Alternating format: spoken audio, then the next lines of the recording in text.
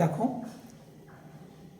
এই ধরনের অঙ্ক আমরা কিভাবে সমাধান করব, তার সহজ সরল পদ্ধতি, সঠিক মেথড, যে পদ্ধতিতে করলে অঙ্কগুলো খুব সহজে ইজিলি আমাদের মস্তিষ্কে সেভ হয়ে যাবে, যেটা আমরা অঙ্কটা দেখলেই তার অ্যান্সার আমরা মস্তিষ্কে ক্যালকুলেশন করতে পারবো খুব সহজে, খুব স্বল্প সময়ে, খুব কম সময়ে।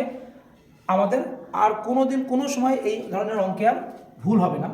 তো দেখো অঙ্কটা, তো 289, এটা আমরা কি এটাকে আমরা যদি 289 বলি, এটা কি 289 মানে কি 17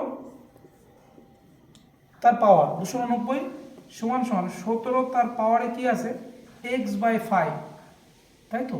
আমরা কি জানি যদি বেসটা সমান হয় তাহলে ভ্যালুলেস হয়ে যায়, তাহলে কি এটা 2 সমান সমান x/5। এটা যদি আমরা কোনাকুনি গুণ করি কি হয়, x সমান সমান 5 দুগুণি 10। তোমার চেয়েছে কি এখানে x এর মান কী হবে, তাহলে আমার কী হবে x এর মান কী হবে 10।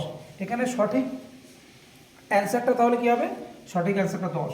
এখানে অপশান অনুযায়ী কী হবে, এখানে অপশান 10 নেই, তাহলে কী হবে নান অফ দিস, এটা হলো অ্যান্সার। তো এরকম অঙ্ক খুব ভালো ভালো অঙ্ক তোমাদের থাকবে, যারা এসএসসি জিডি বা রেল আপকামিং যে পরীক্ষাগুলো আসছে বা ডাব্লিউপি কেপি এই ধরনের পরীক্ষার জন্য এরা নিত্য নতুন সুন্দর সুন্দর video, math, GK, GI, English সমস্ত কিছুর ভিডিও তোমাদের সামনে আসবে। তোমরা দেখো, ভালো লাগলে অবশ্যই লাইক, কমেন্ট, শেয়ার অবশ্যই করবে।